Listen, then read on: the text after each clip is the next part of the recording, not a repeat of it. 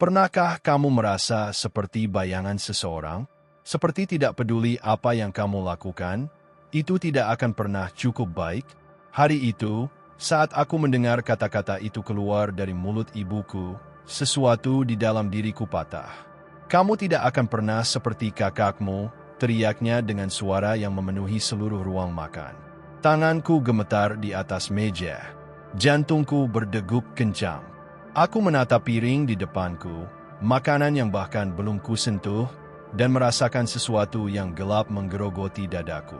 Lalu, tanpa berpikir, aku mendorong kursi ke belakang dengan keras hingga menimbulkan bunyi yang nyaring di lantai kayu. Suara itu membuat semua orang terdiam. Ayahku berhenti makan, kakakku mengangkat kepalanya dengan ekspresi terkejut, dan ibuku menatapku dengan mata yang penuh kemarahan dan kekecewaan yang sudah terlalu lama menumpuk. Aku berdiri di sana, bergetar, dengan napas yang tertahan di tenggorokan. Ini bukan pertama kalinya aku mendengar perbandingan itu. Sejak aku masih kecil, kakakku selalu menjadi standar emas dalam keluarga kami. Dia yang pintar, dia yang berbakat, dia yang sempurna. Dan aku hanya salinan pucat yang tidak akan pernah bisa menyamainya, tidak peduli seberapa keras aku mencoba. Jika kamu pernah merasa seperti ini, seperti kamu tidak cukup baik di mata keluargamu sendiri, tekan tombol subscribe sekarang. Karena kisah ini akan mengubah cara kamu melihat segalanya tentang keluarga, tentang ekspektasi, dan tentang menemukan nilai dirimu sendiri. Namaku Dimas, dan pada saat itu aku berusia 17 tahun. Kakakku, Arka, 22 tahun dan baru saja lulus dari universitas terbaik di negara ini dengan predikat cum laude. Dia mendapat pekerjaan di perusahaan multinasional bergengsi bahkan sebelum wisuda. Dia tampan, percaya diri, dan sepertinya segalanya datang begitu mudah baginya. Sementara aku berjuang dengan nilaiku di sekolah, tidak punya banyak teman, dan menghabiskan sebagian besar waktuku sendirian di kamar, mencoba mencari tahu siapa sebenarnya aku di balik semua bayang-bayang kakakku. Malam itu dimulai seperti malam lainnya. Kami berkumpul untuk makan malam, sebuah ritual keluarga yang ayahku sangat penting. Dia selalu bilang bahwa keluarga yang makan bersama adalah keluarga yang kuat. Tapi bagiku, makan malam keluarga adalah arena di mana aku selalu merasa menjadi yang terlemah, yang paling tidak berharga. Percakapan dimulai dengan ringan. Ayahku bertanya tentang hari Arka di kantor, dan seperti biasa, kakakku punya cerita menarik untuk dibagikan. Dia baru saja menyelesaikan presentasi besar yang membuat bosnya terkesan. Ibuku tersenyum bangga, matanya berbinar saat mendengar pencapaian putra sulungnya. Aku duduk di sana, mendorong-dorong nasi di piringku, berharap tidak ada yang akan bertanya tentang hariku. Tapi tentu saja, ayahku bertanya, "Bagaimana dengan kamu, Dimas? Bagaimana sekolah?" Aku tersentak, hampir menjatuhkan sendok. "Baik, ayah. Biasa saja. Biasa saja." Ibuku menyela dengan nada yang sudah aku kenal terlalu baik. Nada yang penuh dengan kekecewaan yang tertahan. "Guru matematikamu menelepon hari ini. Dia bilang kamu gagal dalam ujian minggu lalu." Lagi, perutku terasa kencang. Aku tahu ujian itu akan menjadi masalah. Aku sudah belajar, sungguh, tapi entah kenapa angka-angka itu tidak pernah masuk akal bagiku. Bukan berarti aku tidak mencoba. Aku mencoba sangat keras. Tapi tidak ada yang melihat usahaku. Yang mereka lihat hanya hasilnya, atau lebih tepatnya, kurangnya hasil. "Aku akan belajar lebih keras, Bu," kataku pelan, menatap piringku. "Belajar lebih keras." Suara ibuku naik sedikit. "Kamu sudah bilang itu berkali-kali, Dimas. Kapan kamu akan benar-benar melakukannya? Kakakmu tidak pernah mendapat nilai di bawah 90 di sekolah. Tidak pernah."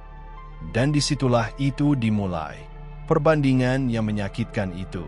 Aku mengepalkan tinjuku di bawah meja, mencoba menahan emosi yang ingin meledak. "Arka adalah contoh yang baik untukmu," lanjut ayahku, bergabung dengan ibuku. Kamu harus melihatnya sebagai inspirasi, bukan? Bukan apa? Kata-kata itu keluar dari mulutku sebelum aku bisa menahannya kembali. Aku mengangkat kepala, menatap ayahku dengan tatapan yang bahkan mengejutkan diriku sendiri. Bukan pesaing, bukan beban. Meja menjadi hening. Kakakku berhenti makan, menatapku dengan ekspresi yang tidak bisa kubaca. Apakah itu simpati? Atau mungkin rasa bersalah? Ibuku menghela napas panjang, meletakkan garpunya dengan keras. Jangan dramatis, Dimas. Kami hanya ingin yang terbaik untukmu. Tapi kamu terus mengecewakan kami. Kamu tidak fokus, tidak punya ambisi, tidak punya apa. Suaraku mulai bergetar. Tidak punya nilai yang sempurna seperti Arka, tidak punya pekerjaan bergengsi seperti Arka, tidak punya segalanya yang membuat kalian bangga seperti Arka. Dimas, cukup, bentak ayahku. Tapi aku tidak bisa berhenti. Semua yang sudah bertahun-tahun aku pendam mulai mengalir keluar seperti air dari bendungan yang pecah. Kalian tahu apa? Aku lelah. Aku lelah selalu dibandingkan dengannya. Aku lelah merasa seperti aku tidak cukup baik. Aku lelah menjadi bayangan seseorang yang bahkan bukan aku. Ibuku berdiri, wajahnya memerah karena marah. Dan kemudian dia mengatakannya. Kata-kata yang akan mengubah segalanya. Kamu tidak akan pernah seperti kakakmu. Waktu seolah berhenti. Kata-kata itu menggantung di udara seperti pedang yang menusuk langsung ke jantungku. Aku menatap ibuku, melihat kemarahan di matanya, tapi juga sesuatu yang lain. Sesuatu yang terlihat seperti kebenaran yang brutal. Dia benar-benar percaya itu. Mereka semua percaya itu. Itulah saat aku mendorong kursi ke belakang.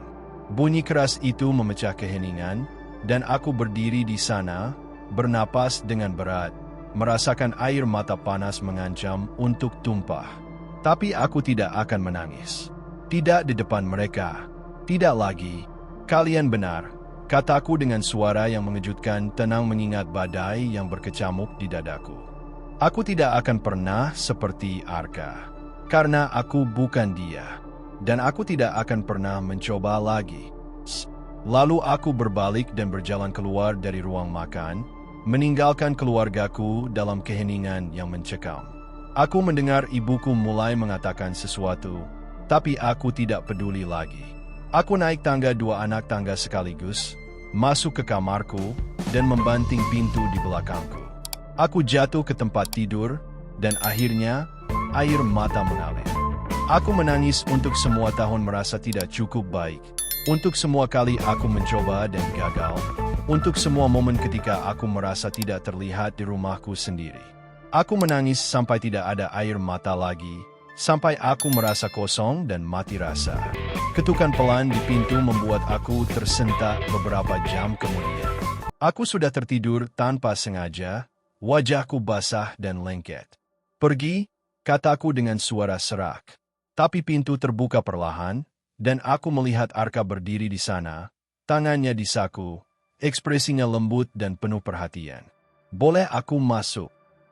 Aku ingin bilang tidak, tapi sebagian dari diriku yang lelah menginginkan seseorang, siapapun, untuk mengerti. Jadi aku hanya mengangguk. Arka masuk dan duduk di tepi tempat tidurku. Kami diam selama beberapa saat, tidak seorang pun tahu harus berkata apa. Akhirnya, dia angkat bicara. Aku minta maaf. Aku menatapnya, bingung. Untuk apa? Untuk semuanya, katanya pelan. Untuk menjadi alasan kamu selalu dibandingkan. Untuk tidak pernah menyadari betapa sulitnya ini bagimu. Untuk tidak menjadi kakak yang lebih baik. Air mata baru mulai terbentuk di mataku. Ini bukan yang kuharapkan. Ini bukan salahmu, Arka. Kamu tidak melakukan apapun yang salah. Kamu hanya menjadi dirimu sendiri. Sempurna seperti biasa. Dia tertawa miris. Sempurna? Dimas, aku jauh dari sempurna. Kamu pikir semua ini datang dengan mudah bagiku? Kamu pikir aku tidak pernah merasa tertekan? Aku duduk, memperhatikannya dengan lebih seksama. Untuk pertama kalinya, aku melihat bayangan di bawah matanya, garis-garis stres di dahinya. Apa maksudmu? Ekspektasi, katanya dengan sederhana. Setiap hari, aku harus mempertahankan standar yang orang tua kita tetapkan. Setiap keputusan yang kubuat harus sempurna. Setiap langkah harus diperhitungkan. Aku tidak pernah bisa gagal, tidak pernah bisa menunjukkan kelemahan, karena jika aku melakukannya. Dia berhenti, menggelengkan kepalanya. Aku tidak tahu apa yang akan terjadi. Mungkin aku akan mengecewakan mereka juga. Aku tidak pernah memikirkannya seperti itu. Aku selalu melihat Arka sebagai pemenang dalam permainan keluarga kami. Sebagai orang yang mendapat semua cinta dan pengakuan. Tapi mungkin dia juga terjebak, hanya dalam kandang yang berbeda. Kamu tidak senang? Tanyaku. Dia mengangkat bahu. Kadang-kadang, tapi seringkali, aku merasa seperti aku hidup untuk memenuhi mimpi orang lain, bukan milikku sendiri. Pekerjaan yang kumiliki sekarang, itu bukan yang benar-benar kuinginkan. Tapi bagaimana aku bisa mengatakan tidak ketika itu yang selalu diharapkan orang tua kita? Kami duduk dalam keheningan lagi, tapi kali ini, itu bukan keheningan yang tidak nyaman. Itu adalah keheningan pemahaman dari dua orang yang menyadari bahwa mereka berdua telah berjuang dengan cara mereka sendiri. Apa yang akan kamu lakukan sekarang? Tanya Arka akhirnya. Aku menghela napas panjang. Aku tidak tahu. Tapi aku tahu satu hal. Aku tidak bisa terus hidup mencoba menjadi seseorang yang bukan aku. Aku harus menemukan jalanku sendiri, bahkan jika itu mengecewakan mereka. Arka mengangguk perlahan. Itu mungkin hal yang paling berani yang pernah kudengar darimu. Pagi itu, aku bangun dengan perasaan berbeda. Sesuatu telah berubah dalam diriku. Keputusan telah dibuat. Aku turun untuk sarapan, mengharapkan suasana tegang, tapi yang kumilai adalah ibuku yang diam-diam menyiapkan sarapan dan ayahku yang membaca koran dengan wajah yang tidak bisa kubaca. Ini adalah momen penting dalam kisah ini, dan jika kamu ingin tahu apa yang terjadi selanjutnya, jangan lupa klik tombol like dan subscribe karena bagian selanjutnya akan mengubah segalanya yang kamu pikir kamu tahu tentang keluarga ini. Aku duduk di tempatku yang biasa, tapi kali ini, aku tidak merunduk. Aku duduk tegak, menatap langsung ke depan. Ibuku meletakkan piring di depanku tanpa sepatah kata pun. Keheningan itu berat, hampir tercekik. Aku ingin bicara, kataku akhirnya, suaraku mengejutkan stabil. Ayahku menurunkan korannya, menatapku dengan alis terangkat. Ibuku berbalik dari kompor, menatapku dengan ekspresi waspada. Aku minta maaf atas cara aku bertindak tadi malam, aku mulai. Tapi aku tidak minta maaf atas apa yang kukatakan. Aku sudah memikirkannya sepanjang malam, dan aku menyadari sesuatu. Aku tidak bisa terus hidup mencoba menjadi versi dari Arka. Itu tidak adil padaku, dan sejujurnya, itu tidak adil pada Arka juga. Ibuku membuka mulutnya untuk bicara, tapi aku mengangkat tanganku. Tolong, biarkan aku selesai. Dia menutup mulutnya, mengangguk perlahan. Aku tahu kalian ingin yang terbaik untukku. Aku tahu kalian khawatir tentang masa depanku. Tapi cara kalian selalu membandingkanku dengan Arka. Itu membunuhku dari dalam.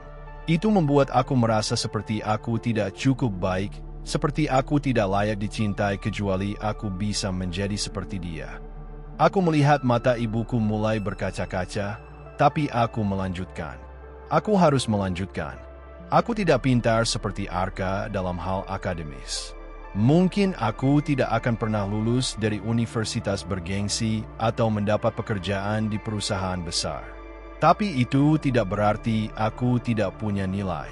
Itu tidak berarti aku tidak punya sesuatu untuk ditawarkan. Ayahku memandangku dengan tatapan yang berbeda sekarang. Bukan kemarahan atau kekecewaan, tapi sesuatu yang lebih lembut. Mungkin itu adalah respect. Aku punya passion, lanjutku. Aku suka seni.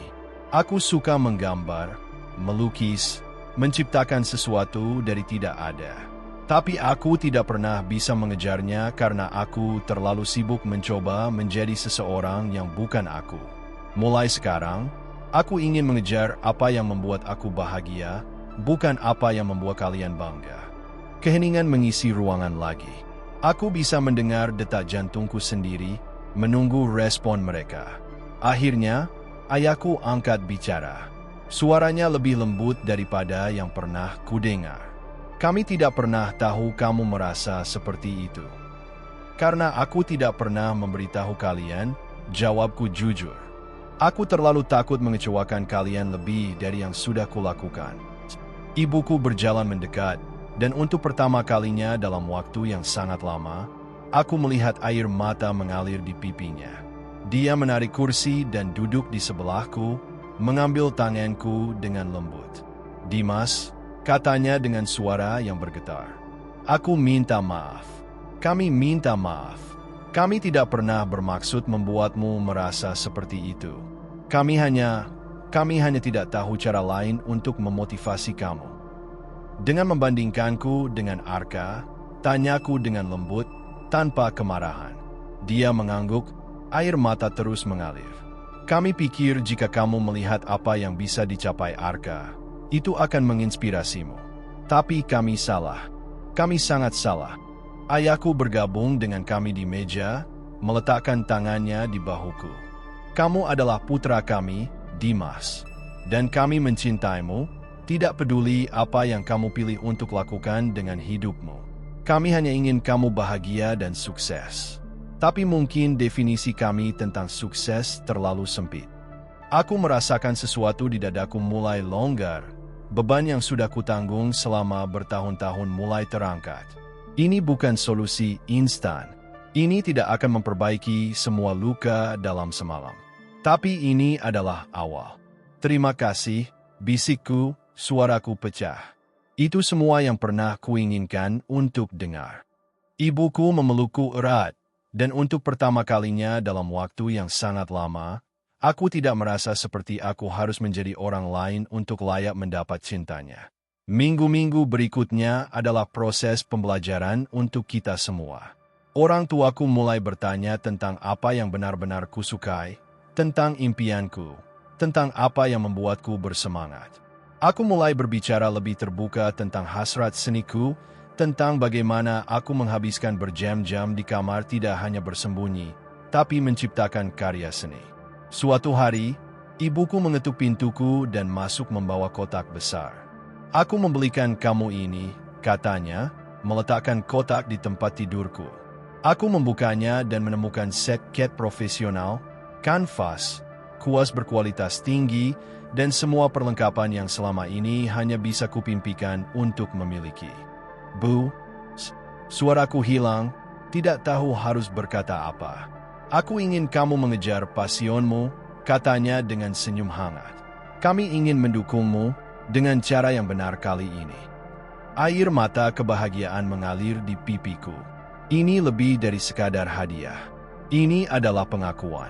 Ini adalah dukungan. Ini adalah cinta tanpa syarat yang selalu kuinginkan. Aku juga mulai membangun hubungan yang lebih baik dengan Arka. Kami menghabiskan lebih banyak waktu bersama, berbicara tentang hal-hal yang lebih dalam daripada sekadar prestasi dan pencapaian. Dia menceritakan tentang tekanan di pekerjaannya, tentang bagaimana dia kadang merasa terjebak dalam jalur yang dipilihkan untuknya.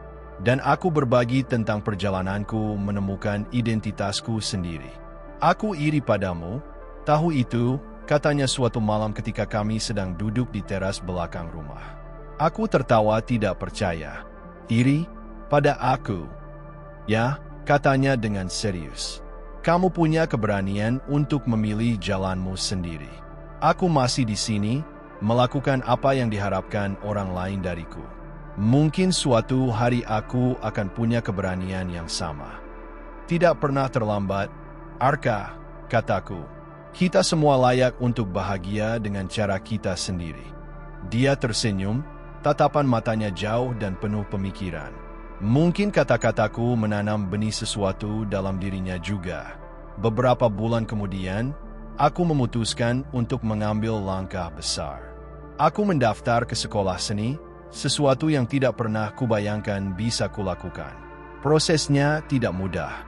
Aku harus menyiapkan portfolio, mengikuti ujian masuk, dan membuktikan bahwa aku serius tentang ini. Malam sebelum ujian, aku sangat gugup. Aku duduk di kamar, menatap semua karya yang telah kupersiapkan, merasa takut dan penuh harapan pada saat yang bersamaan. Ketukan di pintu membuat aku menoleh. Ayahku berdiri di sana, sesuatu yang jarang terjadi. Dia biasanya tidak pernah datang ke kamarku. "Boleh aku lihat?" tanyanya, menunjuk ke portfolioku. Aku ragu sebentar, lalu mengangguk. Aku membuka portfolio, menunjukkan lukisan demi lukisan, sketsa demi sketsa. Dia memperhatikan setiap karya dengan seksama, tanpa mengatakan apapun. Keheningan membuatku cemas. Apa dia berpikir ini semua sia-sia? Apa dia masih berharap aku akan berubah pikiran dan mengikuti jejak Arka? Akhirnya, dia angkat bicara. "Ini luar biasa, Dimas."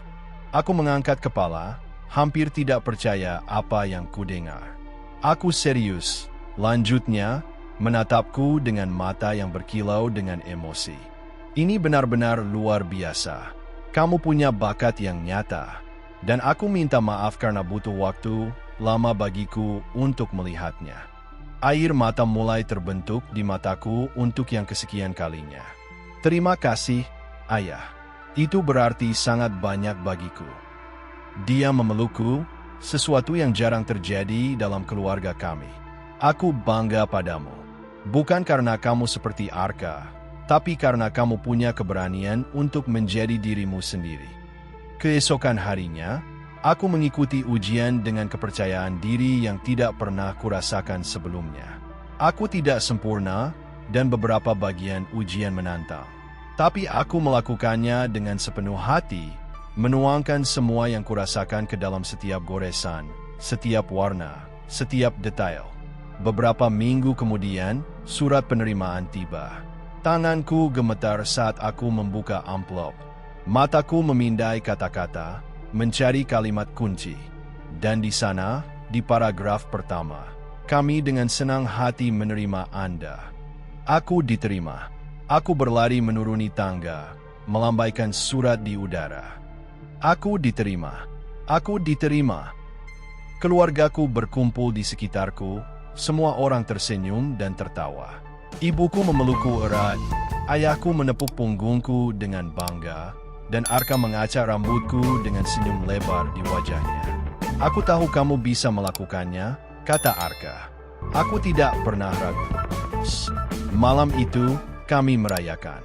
Bukan hanya penerimaanku ke sekolah seni, tapi juga perjalanan yang telah kami lalui sebagai keluarga. Perjalanan dari perbandingan dan ekspektasi yang tidak realistis menuju penerimaan dan cinta tanpa syarat. Tentu saja, tidak semuanya sempurna setelah itu. Masih ada momen-momen ketika ibuku secara tidak sengaja membandingkan kami, atau ketika ayahku khawatir tentang prospek keuangan karir seni. Tapi perbedaannya adalah sekarang kami bisa berbicara tentang itu. Kami bisa mengomunikasikan perasaan kami tanpa ledakan emosi atau kata-kata yang menyakitkan. Aku juga belajar sesuatu yang penting, bahwa perjalanan menemukan diri sendiri tidak pernah benar-benar selesai. Setiap hari adalah kesempatan baru untuk tumbuh, untuk belajar, untuk menjadi versi yang lebih baik dari diri sendiri, bukan versi yang lebih baik dari orang lain. Di sekolah seni, aku menemukan komunitas orang-orang yang mengerti aku. Orang-orang yang juga berjuang dengan ekspektasi, yang juga mencari identitas mereka sendiri melalui kreativitas mereka. Aku membuat teman-teman yang menghargai aku untuk siapa aku, bukan untuk siapa yang seharusnya aku menjadi. Profesor-profesorku melihat potensi dalam karyaku dan mendorongku untuk mengeksplorasi gaya dan teknik yang berbeda. Untuk pertama kalinya dalam hidupku, aku merasa seperti aku berada di tempat yang tepat, melakukan hal yang tepat. Suatu hari, aku memutuskan untuk membuat karya seni yang sangat pribadi. Sebuah lukisan yang mewakili perjalananku dari bayangan kakakku menuju cahayaku sendiri. Aku menghabiskan berminggu-minggu mengerjakan karya ini, menuangkan semua emosi, semua rasa sakit, semua pertumbuhan ke dalam setiap detail. Hasilnya adalah lukisan besar yang menggambarkan dua sosok. Satu berdiri di bawah sorotan lampu yang terang, dikelilingi oleh simbol kesuksesan dan pencapaian. Yang lainnya berdiri dalam bayangan, tapi sedang melangkah keluar menuju cahaya sendiri. Cahaya yang berbeda tapi sama indahnya. Di tangan sosok kedua ada kuas, melambangkan alat yang membawanya keluar dari kegelapan. Ketika aku menunjukkan karya ini di pameran sekolah, responnya luar biasa. Orang-orang berdiri di depan lukisan itu untuk waktu yang lama. Tampaknya terhubung dengan cerita yang diceritakannya. Beberapa bahkan menghampiriku dengan air mata di mata mereka, mengatakan bahwa karya itu menyentuh sesuatu yang dalam-dalam diri mereka. Yang paling berarti bagiku adalah ketika keluargaku datang untuk melihat pameran. Aku sangat gugup menunjukkan karya itu kepada mereka, mengingat itu sangat pribadi dan jujur tentang perjuangan kami. Ibuku berdiri di depan lukisan untuk waktu yang sangat lama, tidak mengatakan apapun. Aku bisa melihat air mata mengalir di pipinya. Akhirnya, dia berbalik kepadaku dan memelukku erat. "Maafkan aku," bisiknya. "Maafkan kami karena membuatmu merasa seperti kamu harus keluar dari bayangan. Kamu tidak pernah berada dalam bayangan. Kamu selalu bersinar dengan caramu sendiri. Kami yang terlalu buta untuk melihatnya." Ayahku juga terlihat tersentuh, tangannya di bahu ibuku, matanya basah. "Ini indah, Dimas. Kamu indah, dan kami sangat beruntung menjadi orang tuamu." Arka berdiri di sampingku, menatap lukisan dengan ekspresi yang kompleks. "Ini membuat aku berpikir," katanya pelan, "tentang jalur yang kutempuh, tentang apakah aku benar-benar bahagia, atau hanya memenuhi ekspektasi. Tidak pernah terlambat untuk menemukan kebahagiaanmu sendiri," kataku, mengulang kata-kata yang pernah kukatakan padanya sebelumnya. Dia tersenyum sedih. "Mungkin kamu benar. Mungkin sudah waktunya aku mencari tahu apa yang benar-benar kuinginkan." Bulan-bulan berikutnya membawa perubahan yang tidak terduga. Arka mulai mengeksplorasi passion yang sudah lama dia pendam, musik. Dia selalu suka bermain gitar, tapi tidak pernah menganggapnya serius karena dianggap hanya hobi. Sekarang, dia mulai mengambil pelajaran, menulis lagu, bahkan tampil di tempat-tempat.